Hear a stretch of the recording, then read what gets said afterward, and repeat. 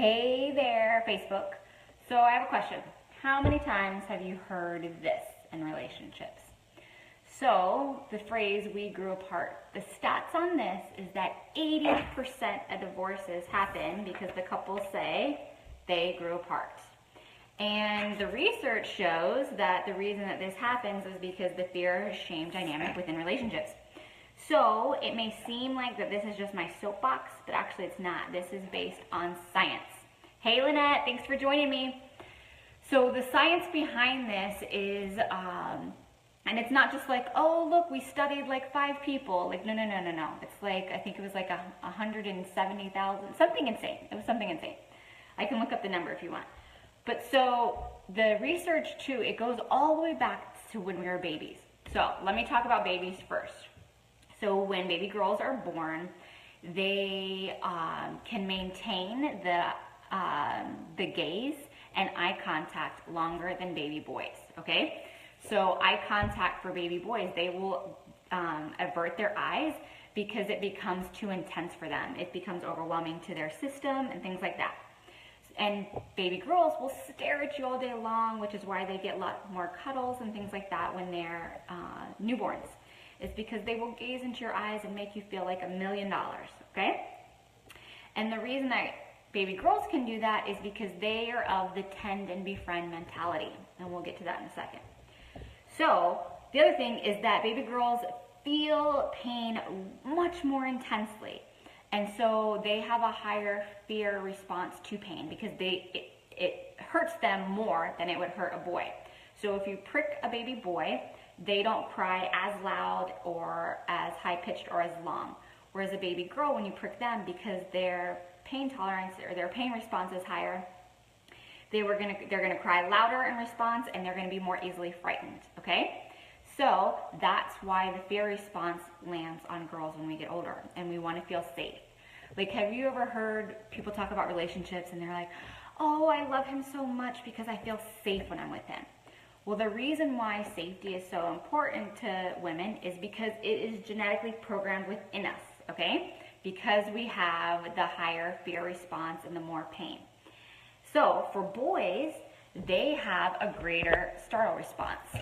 And so for baby boys, a sound, even as soft as the gurgling of your belly, if you're hungry and you're holding a baby, is that will startle them, and that will make them uncomfortable, okay? And then they go into the whole fight, flight, or freeze mode. And when you think about it, it makes complete sense. Because way back in the caveman days, the men were the protectors, and they had to be quick to respond. They had to have a very quick startle response. Because if the mountain lion was outside the cave getting ready to eat everybody, they had to be able to react quickly. So for women, as we grow older, we have the fear response, and for men, as they grow older, they have the shame response. Because if they cannot be successful as the protector and as the provider, then they feel like a failure. And that fear of failure creates a shame response within them. So how does this play out in relationships? Okay, so I took some notes because I wanted to make sure to say this because it's so important. And as you can tell, I'm all excited about it because, y'all, when I learned this in my own marriage, it changed the way that I communicate with my husband and the way that he communicates with me. Because, and I just had a new couple come in and start working with me yesterday, and I had this discussion with them, and they were like, oh my God, that's everything that I've been thinking and feeling and haven't known how to express it. So, because of that fear response for women of like, hey, I need someone to protect me from the mountain lion that's outside of the cave, and because they feed off the connection of the eye contact, they do the tend and befriend, which means all the women in the village, they sit around and they talk, and that's their connection. Because when women feel connected, that makes them feel safe. So when women get together, they sit around and they share and they talk about, you know, their relationships or what's going on, because then they feel connected and supported. And when you feel connected and supported, then you feel safe, so it lowers your fear and anxiety, okay? So all of our responses and our behaviors for women are to lower our fear and anxiety. I hate to use the word all, but stereotypes here. And then for men, their behaviors is to lower their shame response and that failure response. Okay, so for women in relationships, the reason that they're like, can we talk, or let's talk, or we need to talk, is because when the man in the relationship starts to disconnect, that increases their feeling of isolation and it makes them feel unsafe. So that's why women love to talk. Well, men hate to talk because when they hear we need to talk, they automatically think, oh shit, what did I do? How did I screw up? How was I a failure?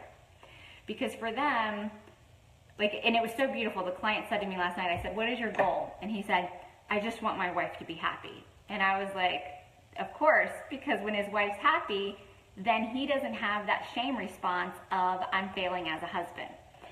So what men do is they don't want to talk about the wife's dissatisfaction because that makes them feel like a failure. So the whole statement of we need to talk automatically triggers, oh no, how did I screw up?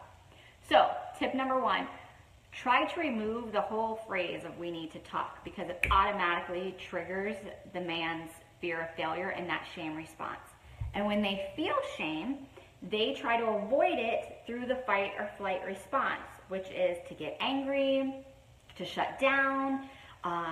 They'll start to get annoyed. They'll minimize it because they want to avoid the void. They want to escape that situation because they don't want to feel the shame. Shame triggers the pharmacy in our head and it spills all the nasty chemicals in our brain and makes us feel like crap. And a lot of times it's, oh, well now I'm so exhausted, I'm so drained, or I need to go take a nap because they have to sleep off the yucky, yucky chemical dump in their brain. So they try to hide. And they think to themselves, well, you shouldn't be afraid because with me as your partner, everything is going to be great. And so that's what they have in their head of you shouldn't be afraid because I'm your partner and I'm here to protect you. And so when the woman comes along and is like, I'm feeling unsafe because you're not connecting with me because you're not talking and you're stressed out and you're overwhelmed with work and you come home after work and you watch TV or you play video games or we're raising 2 small children and how on earth are we going to have time to connect? But then the woman is starved for connection, so her anxiety goes to the roof and then you guys go round and round and round and have the same argument. So, how to avoid this? Because when the woman feels disconnected because she hasn't had the conversations or the tend and befriend, it doesn't have to be connection through conversation. It can be connection through physical touch. It can be connection through quality time. There's so many other ways that you can connect, even just holding hands, things like that, okay? So it doesn't always have to be a conversation. You don't have to talk about it. But just remember that when your wife is nagging you, it's because she's feeling anxious and she's feeling unsafe because there's disconnection. So turn towards her and try to find a way to connect. And then ladies, when you want to connect in ways that aren't going to trigger shame in your husband. So connect through activities, right? So if it's going for a walk, or maybe it's playing a game of gin rummy or whatever. But that is a less overwhelming way for males to connect with you. Because remember, even as babies, if you were to stare at them and look at them and talk to them as they were babies, after a while they look away because it's too overwhelming for them, okay? So this is just programmed into who we are, and with our understanding of it, we can make our relationships better. So, tip 1, reminders, like we're going to do a review real quick. So tip 1, hey Diana, thanks for joining me, is remove the phrase we need to talk out of your vocabulary because it's automatically going to trigger the shame response. Tip number 2, be mindful of your partner's triggers. So men, be mindful that your wife wants to feel safe and protected, and when she feels disconnected, that's when it increases her anxiety and makes her feel unsafe. And so, like, they give an example of a woman goes out and she buys, like, I don't know, a Gucci bag. And because that Gucci bag makes her feel safe and connected to her other friends who also have the Gucci bag. Because then when she shows up at the next girls' night, they're like, oh my God, I love your bag. Where'd you get it? It's so cute. And then that's how they're connecting. They're connecting over the bag. Okay? And so the guy's like, what the hell are you doing? You're going out and you're spending all this money on a damn Gucci bag. And the woman's like, but it's important. Now you know why it's important, because she's using that as an avenue to connect, okay? So when the guy says, oh my God, nothing I do can please you, everything I do is a failure, and no matter how hard I try, I can't please you. That means they're in the shame spiral of, I'm feeling like a failure, and now all I feel is shame, and I am paralyzed. I want to fight you on it through anger, or I want to run away and avoid it, okay? So find ways to connect through activities, and don't leave each other alone in the relationship. So connect through those ways, and be mindful of each other's triggers, and that for women it's fear, and for men it's shame. If you have any questions or you want to know more about this, just comment below, and I'm offering a free relationship Q&A. So if you want to get in on that, you can do it by sending me a PM or an email with your question. That way it can be completely anonymous. And then I'm going to do a Facebook Live answering your Q&As for your relationships. So I hope that helps. Hey Ruth, oh, we miss you. And the boys ask about you guys all the time and want to come play and things like that. So Kylie is very much missed by our little ones. So I hope that this helps you guys in your relationships, and keep an eye out for tomorrow, because I have some like very, very exciting, and it gave me like goosebumps when my client told me about it today. So I want to share that with you guys tomorrow, of his big breakthrough and what happened to him after his breakthrough. So catch me tomorrow, because that's going to be my Facebook Live for tomorrow. Much love. Bye.